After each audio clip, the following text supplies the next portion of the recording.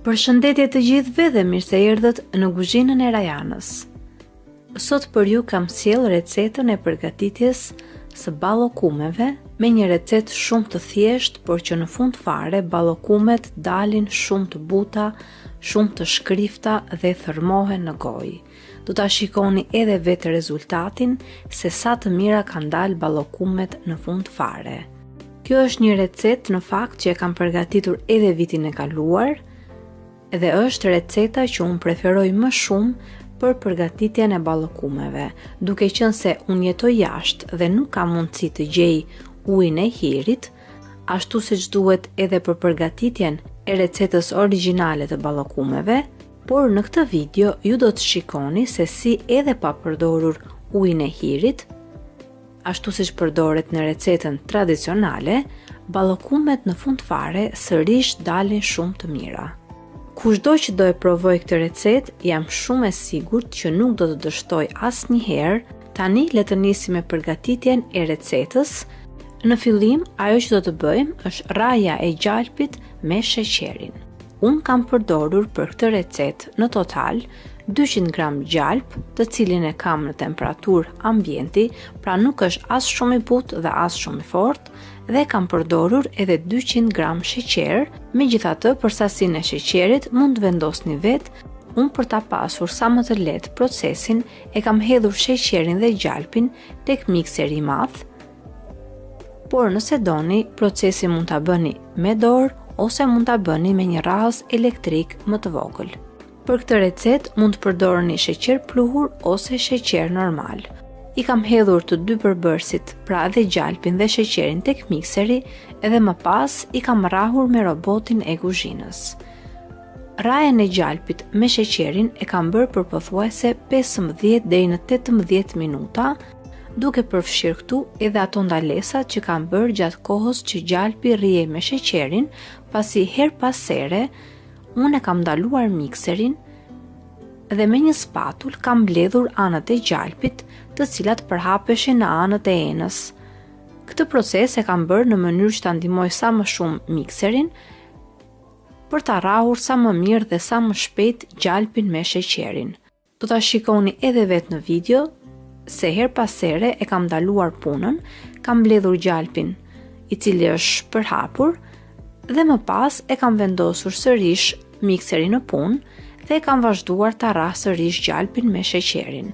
Gjalpin me sheqerin është mirë që t'i rrini derisa të shikoni që masa e gjalpit do të dyfishohet në masë, dhe tani gjalpi nuk ka më atë ngjyrën siç e kishte në fillim, por pak nga pak ngjyra e gjalpit fillon që të zbardhet. Në këtë moment, pra kur shikoni që masa është bërë shumë kremoze, ka ndryshuar dhe ngjyrën, por edhe ka ndryshuar në volum, tani është momenti që ju kuptoni që masën e keni gati. E njëjta gjë do të bëhet edhe nëse e bëni procesin me dorë ose me një rrahës elektrik. Kur arrini në këtë pikë, pra që ju mendoni që gjalpi është rrahur aq sa duhet, tani tek mikseri do të shtojmë edhe vezët. Unë për këtë recetë kam përdorur 3 kokra vezë me madhësi mesatare. Vezët do t'i hedhim një nga një, pra do hedhim vezën e parë dhe më pas e vendosim sërish mikserin në punë dhe e rrahim për aq minuta sa ju të shikoni që e gjithë masa e vezës është përthithur nga masa e gjalpit. Në total do t'ju duhen diku te 1 ose 2 minuta derisa e gjithë masa e vezës të përthithet nga masa e gjalpit me sheqerin. Dhe tani do të shtojmë edhe vezën e dytë dhe procesin do ta përsërisim sërish, pra do ta rrajmë sërish vezën me gjalpin dhe sheqerin dhe kështu do të veprojmë derisa të përfundojmë të gjitha vezët. Nëse dikush nga ju mund të më thotë që kjo nuk është receta origjinale ballokumeve, sepse për recetën origjinale duhet 1 kg miell, apo duhen më shumë vezë apo më shumë gjalp, unë dua t'ju them që unë në këtë rast kam bërë vetëm përgjysmimin e përbërësve. Dhe në fund fare kam përftuar vetëm 9 copë ballokume. Por nëse dikush nga ju dëshiron që të bëj më shumë ballokume në fund, sigurisht ju jeni të lirë që duke përdorur këtë formulë siç e pat në këtë video, ti dyfishoni përbërësit në varësi edhe të numrit se sa copë ballokume dëshironi në fund. Dhe në fund fare, kur kemi përfunduar të gjitha vezët, e rrahim edhe pak masën e gjalpit me sheqerin dhe tani e fikim mikserin pasi masa e gjalpit është gati. Do ta shikoni dhe vetë që në fund fare do të përftoni edhe një masë shumë kremoze. E trazojmë pak me një spatull ose edhe me një tel kuzhine dhe tani kushdo nga ju që ka mundësi të gjej ujë hiri mund ta shtoj tek pjesa e gjalpit. Nëse ju nuk keni mundësi të gjeni ujë hiri ashtu si edhe unë që jetoj jashtë, atëherë fare mirë në këtë pikë tek masa e gjalpit do të shtojmë një gjysmë filxhani kafeje me qumësht në temperaturë ambienti. E shtojmë qumshtin dhe më pas e trazojmë mirë me spatull ose me një tel kuzhine dhe në fund fare do të shtojmë edhe miellin e misrit. Unë miellin e misrit këtë herë e kam marrë në Shqipëri dhe ishte një miell shumë i mirë, shumë i butë, i shkrifët, por ju jeni të lirë të përdorni atë miell misri që mund të gjeni në vendin ku jetoni. E them këtë sepse për ne që jetojmë jashtë, shpeshherë është e vështirë për të gjetur produktet ashtu siç janë në Shqipëri apo në vendet e tjera. Miellin e misrit e shtojmë pjesë-pjesë, pra shtojmë në fillim pak nga masa e miellit të misrit, e trazojmë me një spatull derisa e gjithë masa e miellit përthithet nga masa e gjalpit dhe kështu do të veprojmë deri në fund, derisa të përftojmë masën që na duhet për ballokumet. Për këtë recetë nuk do të përdorim as sodë buke dhe as pluhur për pjekje. Këto përbërës që ju shikoni në video janë mjaftueshëm për përgatitjen e ballokumeve shumë të mira dhe shumë të shkrifta. Unë kam përdorur në total 400 gram miell misri, por mos harroni që kur të shtoni miellin e misrit ta shikoni masën edhe me sy, sepse ndonjëherë në varësi edhe të madhësisë së vezëve ose ndoshta edhe në varësi të përbërjes së miellit të misrit, mund të ndryshojë edhe sasia e miellit që ju duhet në fund kur përgatisni ballokumet. Gjithsesi, unë dua t'ju them që ju ta shikoni masën me sy dhe ta shtoni miellin pjesë-pjesë në mënyrë që të keni mundësi që të kontrolloni butësinë e brumit. Kur përgatisim ballokume, brumi që përgatisim nuk na duhet as shumë i fortë, pra siç përgatisim brum kur bëjmë byrek ose kur bëjmë diçka tjetër, dhe nuk na duhet as shumë brum i butë, por na duhet një brum pak a shumë i qëndrueshëm në mënyrë të tillë, por që ju të keni mundësi që të mund ta mblidhni me duar dhe që kur ta hidhni në tepsi të ruaj atë formën e vet.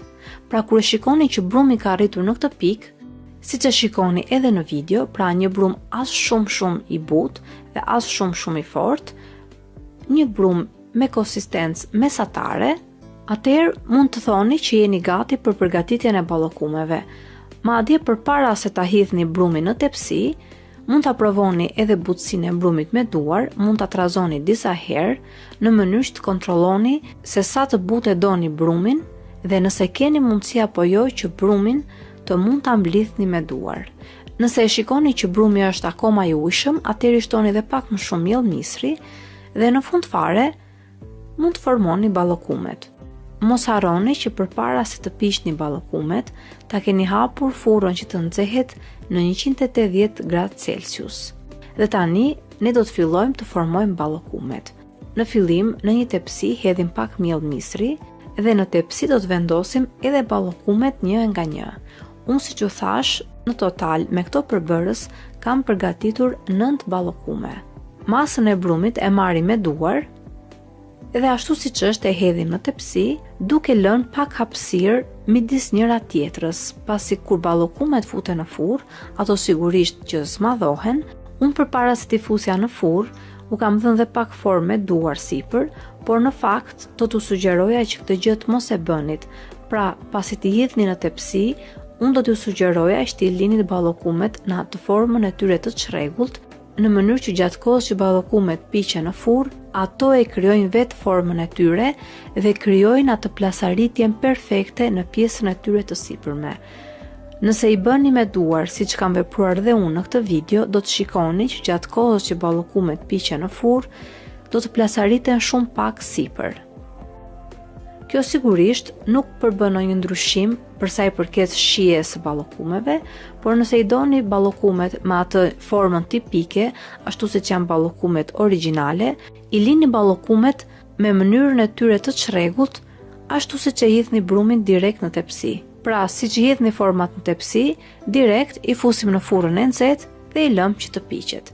Në fillim ballokumet i pjekim për 15 minuta në 180 gradë Celsius dhe pas 15 minutash, kur shikoni që ballokumet kanë filluar të marrin pak ngjyrë sipër ose kanë krijuar atë ngjyrën e pjekjes rreth e rrotull, atëherë në këtë pikë ju do ta ulni nxehtësinë e furrës në 120 gradë Celsius dhe do t'i lini ballokumet për t'u pjekur edhe për 15 minuta të tjera. Pra në total, për pjekjen e ballokumeve ju duhen 30 minuta. Gjithsesi, minutazhi varet shumë edhe nga furra që keni në shtëpinë tuaj. Pas 30 minutash që ballokumet i keni në furrë, tani i keni gati për t'i hequr nga furra. E heqim tepsin nga furra dhe ballokumet do t'i lëm për disa minuta pa i prekur fare, pasi nëse i prekni direkt kur ato janë të nxehta, ballokumet mund t'ju prishen sepse ato thërmohen. Prandaj do t'i lëm ballokumet që të pushojnë dhe më pas jeni të lirë që mund t'i lëvizni dhe t'i servirni ballokumet që të keni dëshirë. Nëse do të përgatisni më shumë ballokume, pra do të keni më shumë brum, atëherë sigurisht mund të piqni një pjesë të ballokumeve në fillim dhe pjesën tjetër të brumit mund ta piqni më pas. Nuk ka asnjë problem fare, pra brumit nuk i ndodh asnjë gjë, ballokumet piqen njësoj dhe bëhen shumë të mira, pra nuk ka rëndësi nëse e lini brumin që të pushoj apo jo. I keni gati për t'i servirur për miqtë dhe familjarët tuaj, ta shikoni edhe vetë rezultatin se sa të mira kanë dalë këto ballokume. Ato kanë marrë ngjyrën e pjekjes që duhet, janë fryrë ashtu siç duhet dhe në fund fare ju thërmohen në duar. Unë do t'ua sugjeroja që ta provoni të recetë të dashur miq dhe jam e sigurt që askush nga ju nuk do të dështojë në përgatitjen e ballokumeve. Prandaj, nëse kjo recetë ju pëlqeu, mos hezitoni të jepni asaj një like, si dhe ta shpërndani me miqtë dhe familjarët tuaj në rrjetet sociale. Gjithashtu, mos nguroni të abonoheni në kanalin tim, si dhe të shtypni zilen e vogël anash kanalit, në mënyrë që të njoftoheni sa herë në kanal postohen recetat e reja. Ju uroj të gjithëve gëzuar ditën e verës. Bashkë do të dëgjohemi sërish në videon e radhës. Deri atëherë, Zoti ju bekatoft të gjithëve.